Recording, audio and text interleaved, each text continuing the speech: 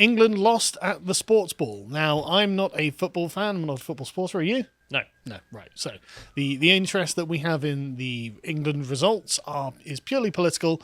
And so if you're an England fan, I'm sorry that the team lost. I'm not going to say but. I'm sorry the team lost. I don't like seeing England lose. And, see, I didn't say but there, because every time you say but, that negates everything you said. And there's a lot to talk about when it comes to the politics of this particular season, and indeed this particular match. And so I think it's worth beginning with Machiavelli's dictum on wars. You think, well, that seems a bit out of place, but no. Wars begin where you will, but don't end when you please. And that goes for all kinds of wars, including culture wars, because this was being framed before the loss as a victory for diversity, and all the England victories building up were being played as diversity, inclusion, tolerance, and Marxism as being the reason that England is doing so well. And proof that these things were true. Yes. So before we start this, I just want to say that we oppose the racialization of politics. Right? I personally, and I mean I speak for everyone here, we don't think that race is an acceptable organizing principle for political advocacy and action. So you shouldn't be pointing out someone's race and saying it's because of their race, it's because of diversity, inclusion, whatever else, nonsense like that, because this is just anti-liberal, frankly. It doesn't map onto reality. No, it doesn't map onto reality, but it's also an active ploy by the communists to try and make liberal democracies unstable by introducing and increasing divisions between segments of the population. And so I don't think we should have race politics at all. But the thing is, when you do set up the game in the way that they do and include race politics in our political discourse, don't be surprised when the opposing side also takes the field, especially after you have a particularly sour loss. So just to show you that this has been highly politicized by the left, this particular team and series of events. You get the memes that were going around. Oh, England as they were winning and as they beat Ukraine.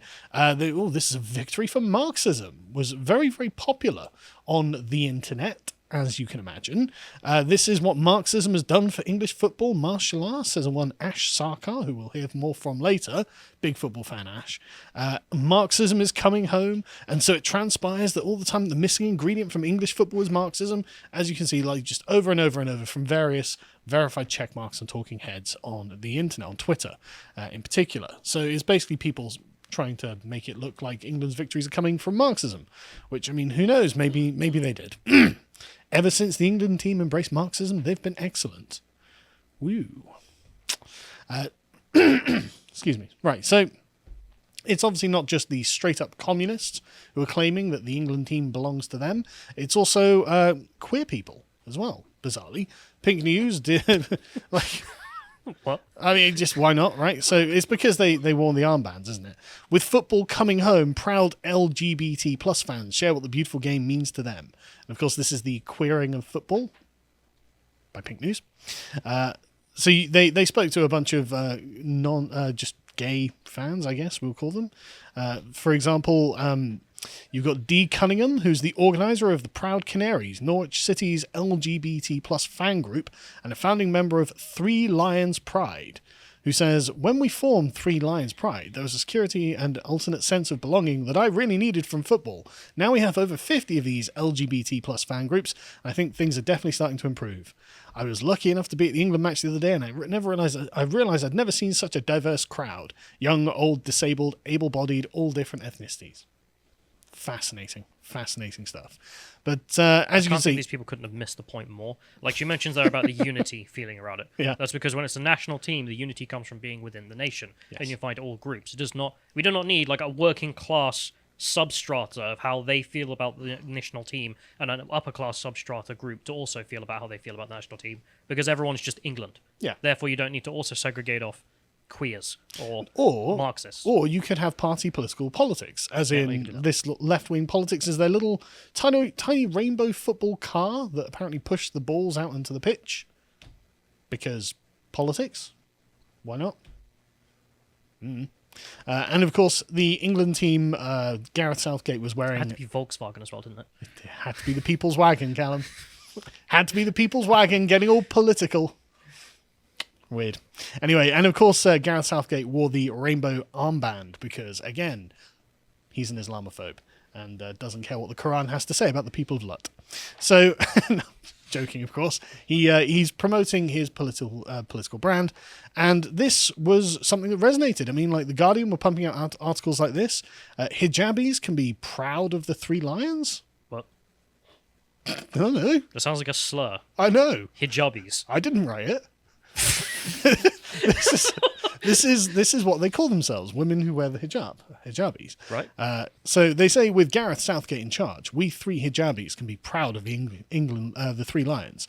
The England team is taking a stand against bigotry, and people like my friends and me feel that they're playing for all of us. Right, so they have a political message. They do. Huda was born and raised in Baghdad, so good thing the England team's Born and representing raised. her. Okay. Yeah, that's what they say. Born and raised in Baghdad, arrived in London as a refugee, and learned English as a teenager. So, the England team represents Iraqi refugees. Her friend is a mixed-race Libyan English woman and travelled from Manchester. And so they say people of colour and marginalised people we know are a tiptoe away from racism and bigotry, which is why Gareth Southgate's inclusive England team is winning so many hearts. By taking the knee, by standing against homophobia and bigotry, this team is playing for all of us. All of the refugees. And Gareth Southgate was quite forthright about his views on politics. I mean, he put the Dear England, the Dear England statement out that was very well received, where he says, I have a responsibility to the wider community to use my voice, and so do the players. It's their duty to continue to interact with the public on matters such as equality, inclusivity, and racial injustice, while using the power of their voices to help put debates on the table, raise awareness, and educate. Weird, I thought their duty was to win football matches, but what do I know? I'm not a football fan. This is what leftism does to you. It arises duties that don't make any sense, and all the duties happen to just come from Marxist doctrine. It's weird, isn't it? Yeah, it has nothing to do with the original purpose of the thing. I mean, like a business, they have a duty to global, climate. It's like, I'm a bakery in Swindon. I could make you a muffin. Anyway, so this was described as Sky News as winning the culture war, and they just say it. Southgate's England are winning the culture war as well as the football. God, that aged well. I love all these takes. All of these insufferable takes that age really badly. So this is what the team is about, though. It's all about this proves that diversity is our strength. That's the point. That's exactly the point. Look at all these victories England have won. Diversity must be our strength. Marxism's coming home. What? They represent all of those refugees. If we win, that proves that anti-racism is the way. What does that prove if you lose, then? That's the question. So, Gareth Southgate's open letter, this was in response to almost half the squad are black or from ethnically diverse backgrounds, and all of them know what it is to be abused on social media. It's not very nice. The game and its followers have come a long way since the 80s, but a nasty right-wing strain has clung to the fringes of England's support, evident in the chorus of No Surrender still regularly heard during the national anthem. What's wrong with that? No, I don't know. There's no surrender to the Taliban. I mean, seems we're at like, war with the Taliban. Seems like the sort of thing the Gammons would say. What? But the song, No Surrender, No Surrender. I think it's No Surrender to the Taliban, and then we're at war with them, so who cares? I don't know any of my football chants. All right, well. I just know that white working class people are singing it, and therefore they're bad. Sadiq Khan, of course. We're at war with them. yeah. But are the refugees at war with them? North London sides with the Taliban. All right. Well, Jeremy Corbyn sided with the Taliban, and he's from Islington North, so. Oh, you've got me. Checkmate. Sadiq Khan put out his nice statement again. All of this just. If you're gonna politicize things along the lines of race, and you're going to adopt the attitude that winning means confirmation for your politics, then if you lose, you know what that means. Sadiq Khan, here in England, we don't just tolerate our diversity, we respect, embrace, and celebrate it. The England team would not exist without immigration. Choose love. Next one is just a verified checkmark. They represent diversity. Excuse me. They say, tonight is not just about a football match. It's about a group of young people led by a brave man who excel at what they do and want to make a difference. They represent diversity, respect, a new generation that embraces issues that matter. I'm cheering for England. This is an Oxford academic BBC documentary maker and writer. And she's used an image of them taking the knee here. And she is watching our team bend the knee to Marxism. She must be thrilled. It's been a success story for diversity, as they say. The next one, whatever happens today, England's performance in this tournament has been a success. It's a success story for diversity, for immigration, for standing up against injustice. See how this isn't a success for the England team? It isn't a success for the football talent we produce? No, it's a success for immigration. Yeah. This is what happens. If you bring your politics into the discussion, well, then it's all about the politics. It has nothing to do with the original. And the picture, if you're listening and can't see it, is a picture of all of the English people crossed out. And Well, the opposite. all of the All of the immigrants, crossed out, and then the 3 English people left and saying England without immigration. There'd be English people on the team if England didn't have immigration. Like they just have another player there instead. Yeah, But okay. yeah. I mean, the argument they're making, ironically, is actually the sort of nativist argument, saying, well, look, all of these immigrants are taking jobs that English people could have had. I also love how they're saying they're not English because they've immigrated. Yes, which is another mask-off moment. But I love what this says. This team represents the best of us. United, diverse, principled, and compassionate. What, foreign? Like, 8 of the 11 players are foreign or immigrants. So you're saying they're the best of England, are you? So nothing good about England? Nothing validating or redeeming about England? Apparently not. So anyway, yeah, moving on, if we can get to the next one, John. This was a particularly provocative post that had, can we just scroll down and see how many likes it's got now? It was 170,000, 120,000, something like that. Just 178,000 likes. Oof. 178,000 likes. And so this person, Rima Ahmed, says, never thought I'd wear this shirt, but from standing for racial equality to feeding school kids, this squad have made it clear they represent me.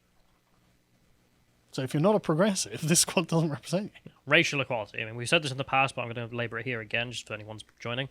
Racial equality. What does that mean?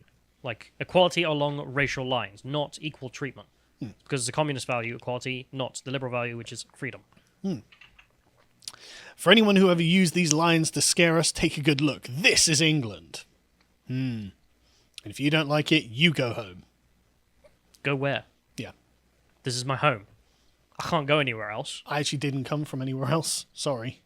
It's kind of how that works. And in fact, if you were telling me to, telling English people to go to other people's countries kind of sounds pro-colonization. In fact, this whole thing sounds pro-colonization. And she replies to this afterwards. A note to the racist, Islamophobic, sexist trolls who inevitably show up whenever a tweet of mine goes viral. A warning. After broadcasting through the entire pandemic, I'm on my first proper bit of annual leave for months. I have time today, babies. F around and find out. What, you can tweet at them?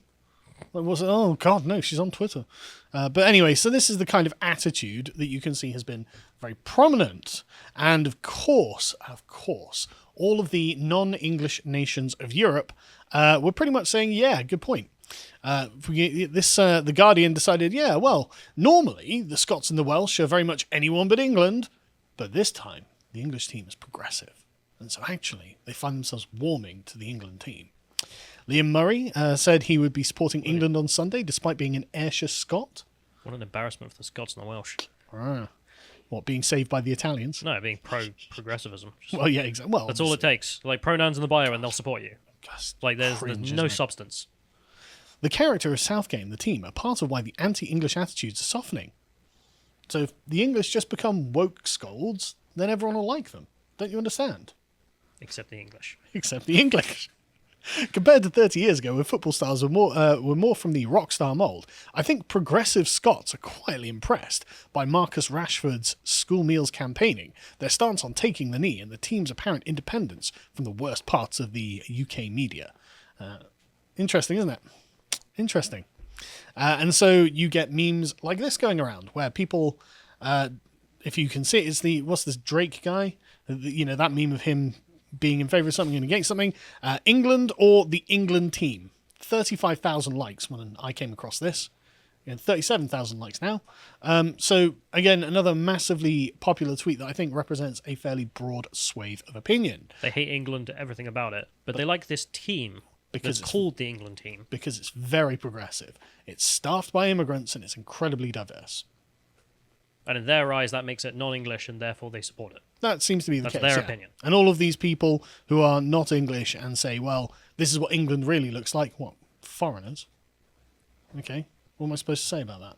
Like, you're the one saying, I'm not the one saying, England can never be represented by foreigners. You're the one saying that foreigners only represent England. So, okay, weird. So you got conservatives saying, well, look, right, it might be a bit absurd to project political ideals onto the England team, but then they've been politicizing themselves so much, how could you not? What a weird take. Well, It's absurd to project personal political ideas onto the England team. They're doing it, though. Like, they are personally doing it. They're making this decision to do X, Y, and Z, make X, Y, and Z statement, and therefore they are judged for that. They are, but you can see where Nick's trying to go. He's trying to avoid this. But anyway, he says, it's no surprise then that the Prime Minister has attended matches wearing an England shirt and posted photographs standing on a giant cross of St. George. Don't know why he can't do that on a normal day, to be honest. But in our divided times, Boris's support has sent his opponents into spasms of fury. This England team aren't playing for the Tories' version of the country, screamed a headline in The Observer, that's The Guardian. But for what version of the country were Harry Kane et al. Supposed to be playing? Were they playing for Remainers, not Leavers? Yes. Were for those who believe in open borders, not immigration controls? Yes. For those who dismiss displays of patriotism in any other circumstance as vile or racist? Yes, very much so. That's exactly the kind of people that they were pandering to. That's exactly the kind of country they wish us to become. And so the final match with England and Italy took place. So because of that, it became a dichotomized on those lines. Yes. And there was no one else that did this. It was they did it to themselves. Yes. And so, yes, it came to the final match. It was 1-1 England and Italy, went into extra time, and then went to penalties. Now, as I said, I'm not a football fan, but I am old enough to know that when England go into extra time and penalties with Italy, We've lost. They lose. Yeah. Like, it's such a famous cliche. You don't need to be a football fan to know that that's the case. And so Gareth Southgate decided to take his three young... I hate to bring up the fact that they're black, but the three young black men Only black guys on the team. To take the final penalties. This was weird because they weren't experienced in taking penalties. He could have chosen particularly experienced members of his team to take these penalties, but unfortunately, I suppose they were white. So the question about all of these sort of affirmative action diversity hiring now looms large. Did he choose them because they were black, or did he choose them because he thought they were going to be the best for the job? And if he chose them because he thought they were going to be the best for the job, why? Because they weren't experienced in doing this. So why did he think they were going to be the best for it? If you enjoyed this segment from the podcast of the Lotus Eaters, you can watch the full broadcast live every weekday at 1 p.m. UK time on lotuseaters.com.